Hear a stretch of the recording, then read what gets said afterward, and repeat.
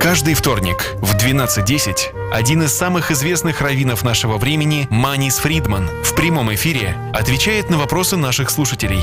Вы услышите мнение самой мудрой книги человечества – Библии, о самых сложных проблемах, стоящих перед современным миром. Присылайте ваши вопросы заранее на наш имейл info@rusa.fm или во время передачи по СМС 347 460 08 77.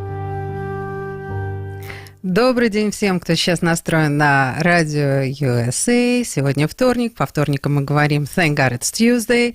И говорим это очень сознательно и ответственно, потому что с этим по вторникам с нами проводит время самый великий раввин нашего времени, Раввин Манис Фридман. И вот последний раз мы с ним вели передачу «Thank God it's Tuesday». Это было прямо до праздника Пурим, 24 февраля. И сегодня я, наверное, хочу ему сказать здравствуйте и очень приятно поздравить вас с этим новым миром, который произошел за эти пару недель. Мир полностью перевернулся, поменялся. Мы каждый день не знаем, что от него ожидать. И на самом деле это и есть тема сегодняшнего нашего разговора. Хотелось бы понять с духовной точки зрения, как воспринимать все, что происходит сегодня. И вообще, связано ли это с духовным состоянием мира, или все это, и не переход ли это, вот хотелось бы на самом деле услышать, что да, это и есть, мы переживаем переход из материального в духовный мир, и вот, в общем, вот такой разговор у нас сегодня предстоит с Раввином Манисом Фридманом, и не теряем времени. Hello, thank God it's Tuesday. Hello, Ravvin Manis Fridman. Thank God it's Tuesday. As I just said to our audience, our listeners, we haven't been on for a couple of weeks. The last show we had was right before the holiday of Purim, which was on the 24th of February. So I'd like to welcome you to the brand new world. It feels like it's been maybe way longer than that, like forever. I can't even put a date on it, and basically we have a lot to speak about because we're in a brand new world, and what is this world all about? What is happening? I mean, everywhere we look, things are different, and basically everything we've been talking about, everything that we care about, now has a different perspective. What is your take on it? Excuse me. You find it impressive that Trump is involved in a bunch of wars, deeply, deeply involved, and at the same time he's remodeling the basement of the White House.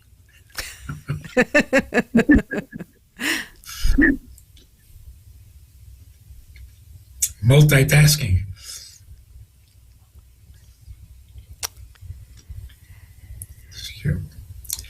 So how is all this going to turn out? We know. It'll be great. It's going to be a whole new world. We're calling it a new world now.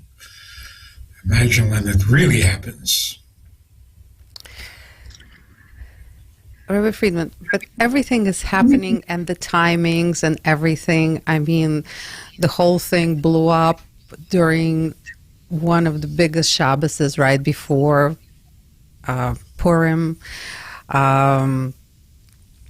There are so many rabbis out there that are trying to figure out how much this timing, what does it mean? We're approaching the holiday of Passover. And we have prophecies that something is supposed to happen by Passover, start on Purim, come to fruition on Passover. Now we have people quoting Ezekiel, Zachariah, and if we're reading the text, I mean, realistically, it's like reading the news. But are we understanding things? I mean, can it be so simple? Can it be so clear and simple? It can. Hopefully it will. Look, the world has been looking forward to peace on earth, which is another way of saying a perfect world. Because peace, like freedom from Egypt, means a lot more than just changing jobs. So we've always looked forward. I mean, religious, not religious, it didn't matter. Everyone is convinced the world has to be better than it is for a very long time. I don't think there was another president or another administration that said, well, let's make things better. Everybody says it must be better, so let's make it better. Is he doing everything right? Is he doing everything? No human being can fix the world by himself. But even the realistic ambition, let's not wish for a better world, let's just make it better. That sounds right. Feels right. God wants the world better. Now we also want the world better, so who's going to stop us? There are forces out there that are trying. Yeah, they're trying. But did anybody notice the miracles? Rockets landing.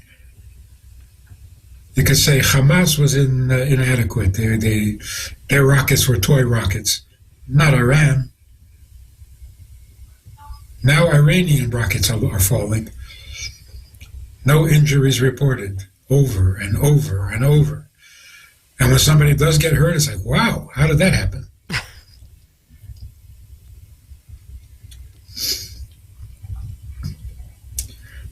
There is this Arab religious leader who said recently, and it's online, the Lubavitcher Rebbe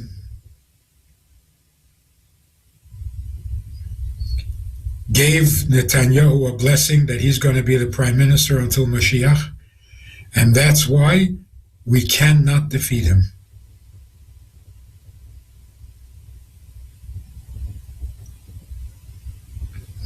So, a number of things.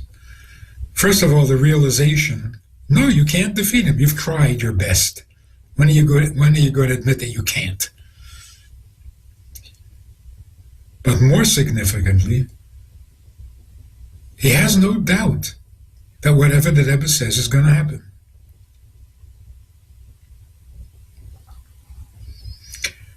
Not out of love for the Rebbe. He's not a chassid, but he sees the truth. So they've always taken the Rebbe very seriously because they really believe that a holy person runs the world.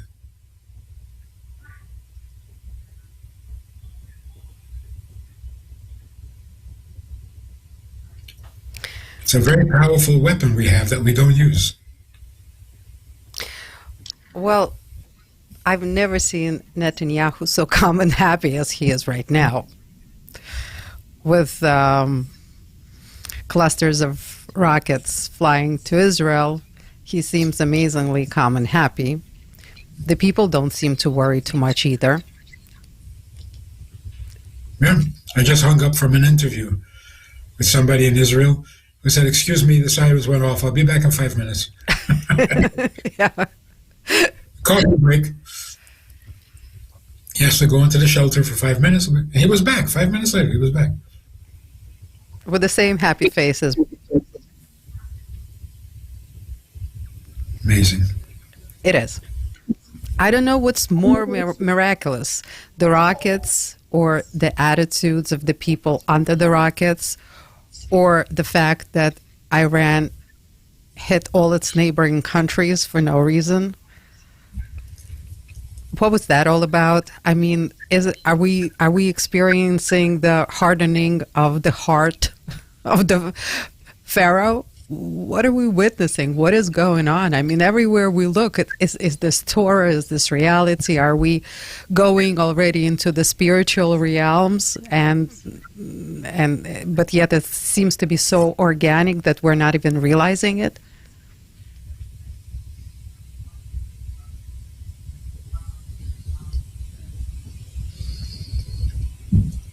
It just seems like they know they're finished.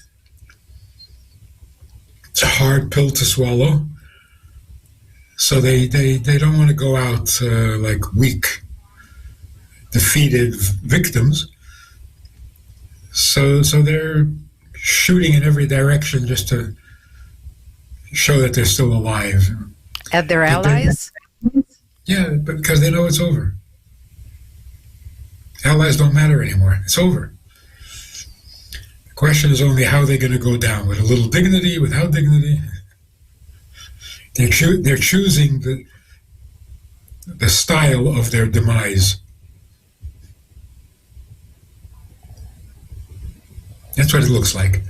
They're flailing. They're like a trapped animal.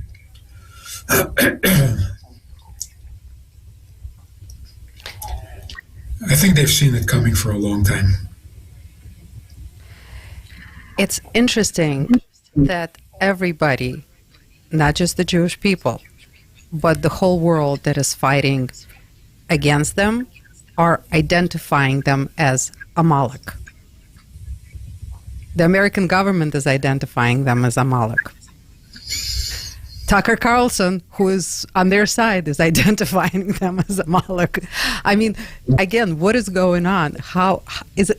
Are we seeing things clearly? Finally, is this what is happening? It's not completely clear, no.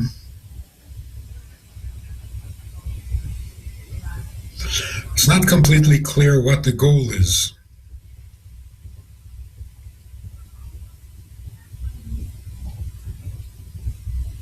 Maybe nobody really knows. What's happening in Gaza? Forgotten? What are they going to do with Lebanon? Is there a plan? Is there a goal? And what's going to happen when the war with Iran is done? How will it get done? Just wait until they run out of rockets?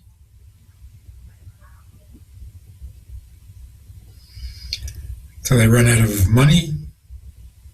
These things won't stop them. So what will finally bring peace? Does anybody have an idea? Anybody have a... Oh, we're going to hit them like we never hit them before. Okay, you've said that many times. And if you can hit them harder than you are, what are you waiting for?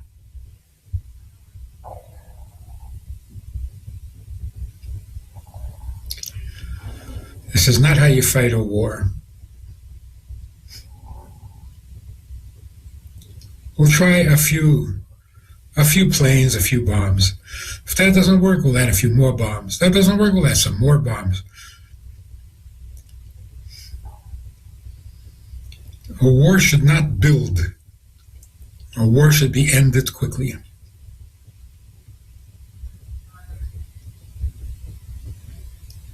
And sit there, watch it grow.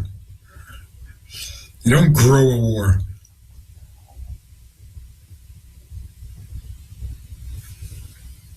So I don't know. The lack of clarity is because there's a lack of intention or plan. Where are we going? You get rid of the regime. Who's going to replace it?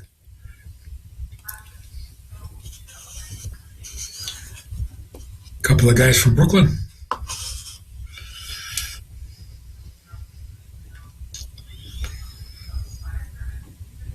So as far as the Torah is concerned, If you win a war, you win territory.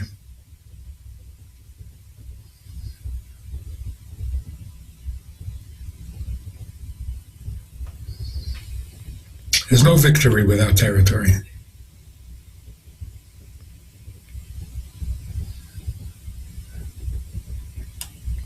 So is that what we're fighting for, the territory? We're fighting for peace. But if you don't take territory, you won't have peace.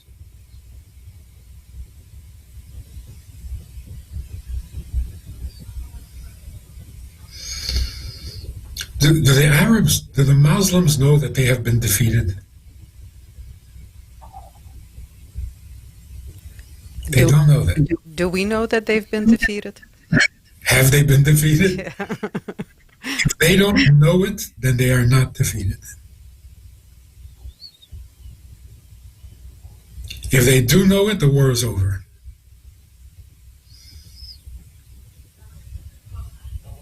Because that's what victory means. Victory means your enemy know that they are defeated.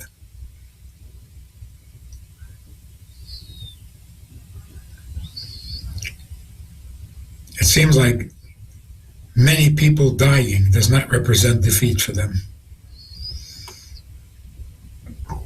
Every one of those martyrs is a good thing. So death is not a defeat. Then what is? Rabbi Fridman, can we separate the spiritual and material when it comes to the war with Iran? So material, we need the territory. Winning the territory will give us peace. That would be the material end result of this war. What about the spiritual one? Because there are so many people that are banking on this for a certain spiritual outcome. First of all, what kind of outcome are the majority of the spiritual people hoping for, and what is the end result? Does this lead to some tremendous revelation spiritually? It all begins in the spiritual. It all begins in what do you believe?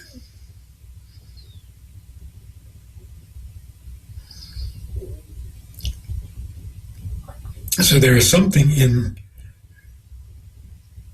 most religions that encourages violence and force and domination. Every religion wants to dominate the world. Why?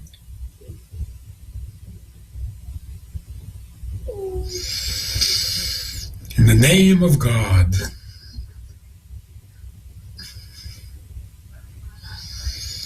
The things people did in the name of God is horrifying.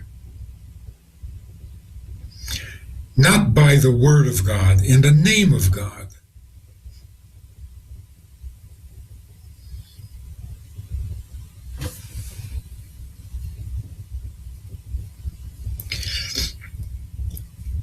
I was talking to a woman Jewish woman. I don't know exactly how, why, when. She's in love with the Christian God. She calls him Rabbi Yeshua.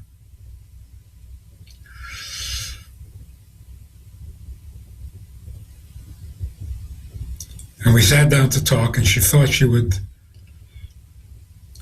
I don't know, annoy me or irritate me, or she says, I'm not into Christianity. I don't like Christianity.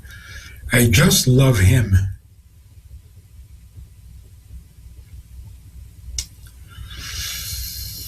Because she knew, there's a lot to criticize in Christianity. So she says, no, not into Christianity. Just in love with him. So first of all, If you could separate the two, that would be very interesting. But what I said to him was, I said, I love him too. He's a Jewish boy. And I feel really, really bad for him.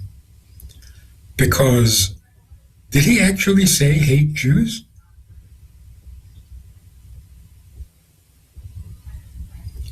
Why is all anti-Semitism blamed on him? All in his name. Nobody attacked Jews or criticized Jews or condemned Jews or killed Jews in the name of Buddha. It was always in the name of Christianity. Now it's in the name of the Quran.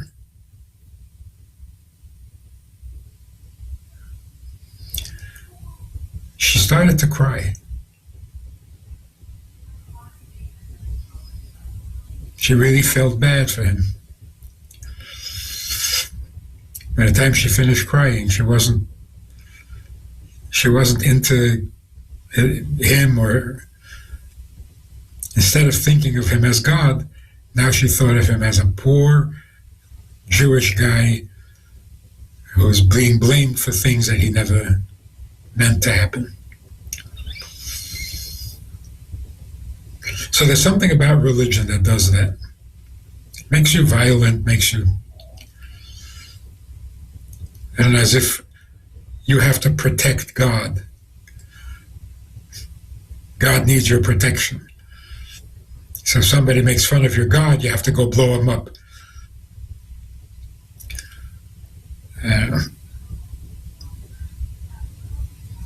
So has it always been this way? It's always been this way.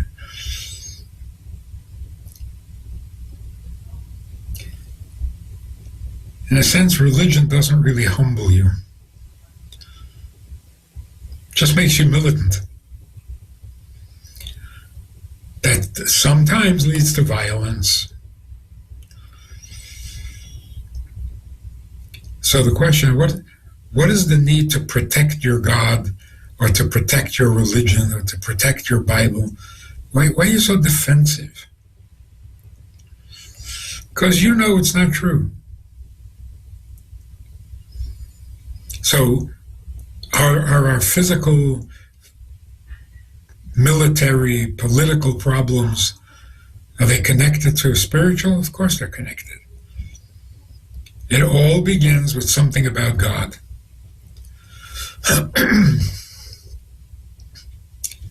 You believe God is on your side, so you can do whatever you want because he approves of whatever you do. And not only are you not guilty of any crimes, but you're actually being a saint. It's very warped. But it all begins in what we believe. Everything. Rabbi Fridman, but somehow it's in the air and it's being said out loud that defeating Iran means defeating the evil, means bringing Mashiach. It's being said. Defeating Iran is defeating evil. Yes, it's a very simple equation. Brings Mashiach. Does Mashiach have to come through a war?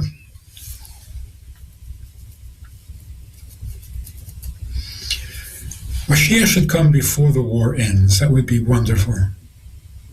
Because then we know that Mashiach is independent of the events of the day.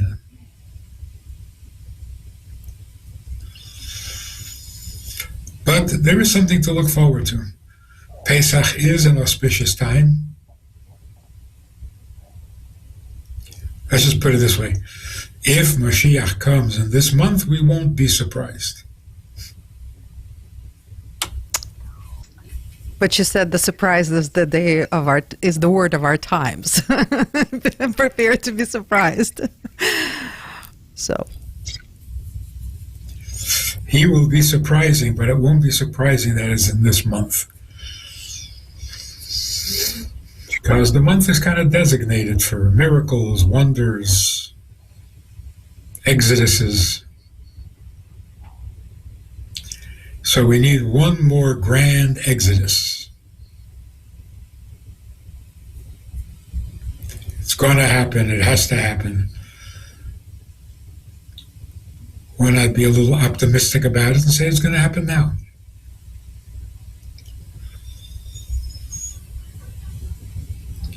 Why give it away to the future? Rabbi Fridman, I mean, everything we've been talking about for the past, well, since all the changes have been taking place, which is from the, I guess, when it became super visible and super here, and we've been actually seeing the revelations of our time since COVID, since 2020. Okay, Hashem gave us vision 2020, and we've been seeing it ever since. When we've been seeing it slowly, now it's becoming faster and faster, and everything we've been talking about is being affected. I mean, economy, morality, social media, anti-Semitism, stance of Israel in the world. Everything has, in this last couple of weeks since pretty much the war started, has accelerated by a lot. By a lot. So everything we've been saying about the economy, that the economy looks good on paper, but the middle and the lower classes are really not doing so well in this economy. It looks good somewhere, but it doesn't look good in people's hands. And the morality, again, the Sunday's Oscars were the best example of that. You know, where was the morality there? Everybody is like free Palestine, but what about the 40,000 of their own people that Iran killed just very recently? Like, what's going on? I mean, everything is accelerating. We are seeing it. So the question is, what are we to expect? Like, is it going to keep on accelerating, or is it going to be, or you know, what should we be prepared for in our everyday life? What should we prepare? Because everything is really, really becoming so much faster, changing so much faster. You know, the confusion is awful. The confusion is horrible. I mean, AI became so real, we really cannot tell the truth apart anymore. Things are being created. So what should we be ready for, like, in this near future, because things are evolving so fast?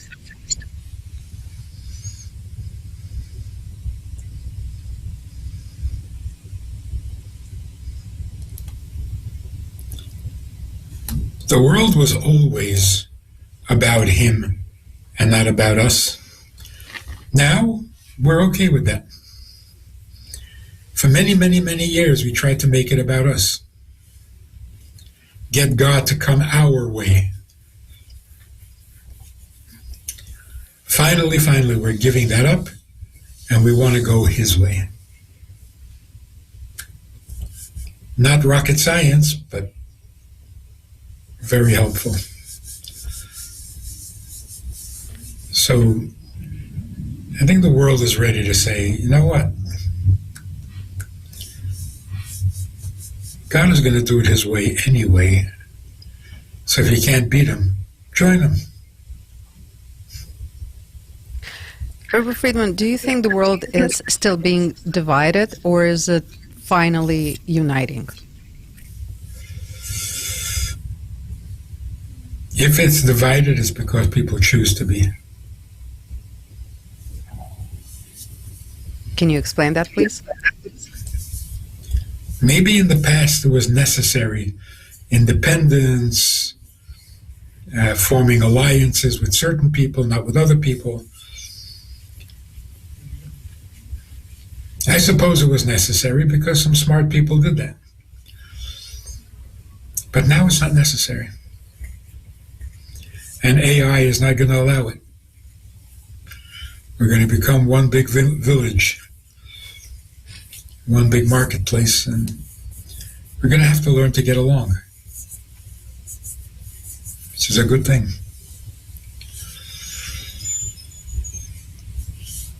So, serving God is the only real alternative that we have. And it's a real alternative. It's not like a substitute teacher who really doesn't know how to teach. This is the real thing. The world is finally going to have to make a stand, take a position. You're with God or you're not with Him. That's how the world is going to divide up. It's been amazing that for so many years, the world was divided into Jew and non-Jew. What's a non-Jew? What is that? What kind of title is that? But it's not just the Jews who say that. Non-Jews say it. No, I'm a non-Jew. You're a non-Jew? Isn't there something positive you can say about yourself or what you are? You're describing yourself by what you're not? Yeah. Rabbi Fridman, it seems that the world is being divided right now in those who bless the Jews and those who curse the Jews. It seems to be like that is the position that people are taking, and there's nothing in between. Those who people are actually saying, we're taking this position because those who bless the Jews will be blessed. Those who curse the Jews will be cursed. I mean, is that like a new meme of our times?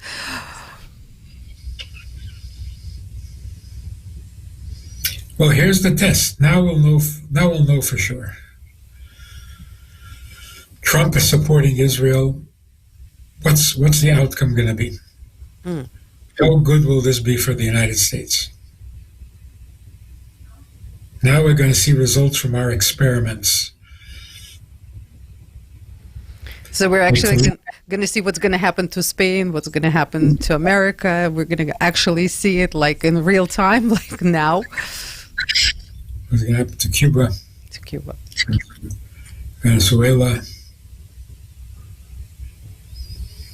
All these lands have played a big part in history. Now they have to become something. So this is the new litmus test that now this is not biblical anymore. Now it's political. It will always be biblical. I'm surprised nobody has said it yet publicly. But there's no question this is a spiritual war. A spiritual war is necessary. Other Chassidim might make predictions, Mashiach will come, and this sign, that sign. We've had enough of signs. The question is, once and for all, is this true? That's what it's come down to. And as a result, many more Jews are participating because they enjoy being free. But if you ask them or tell them, oh, so you're not Jewish anymore? Start a world war. Mm-hmm.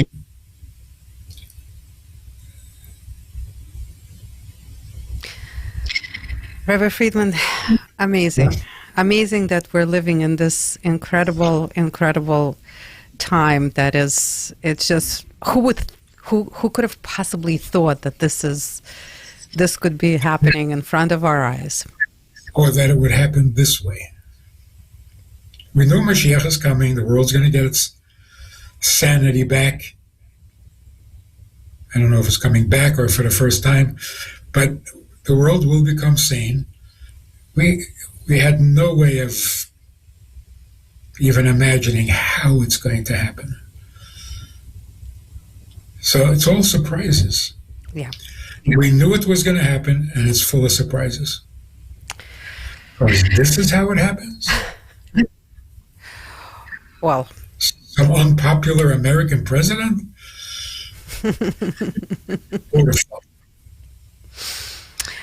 Right, going back to the question of, is this a spiritual issue?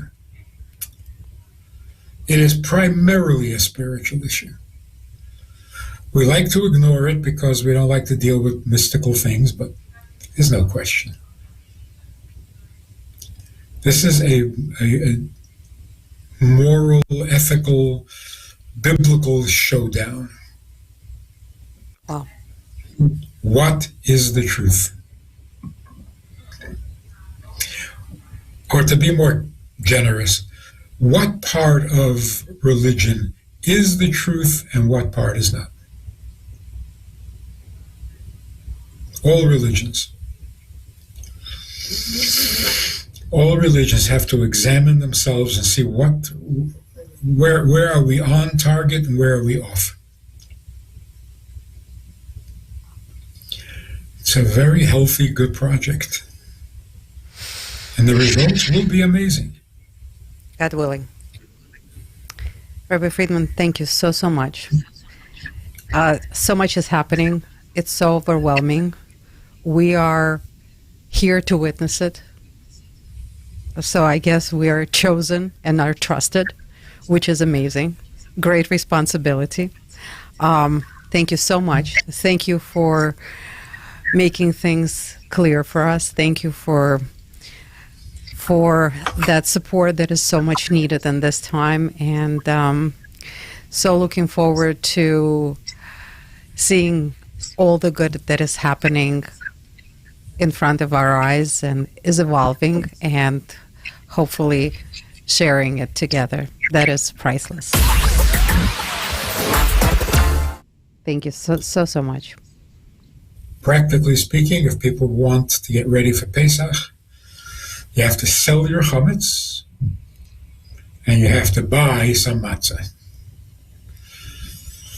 So the matzah should be hand-baked, shmura matzah, not the everyday matzah, special for the seders, and find a place to have the seder.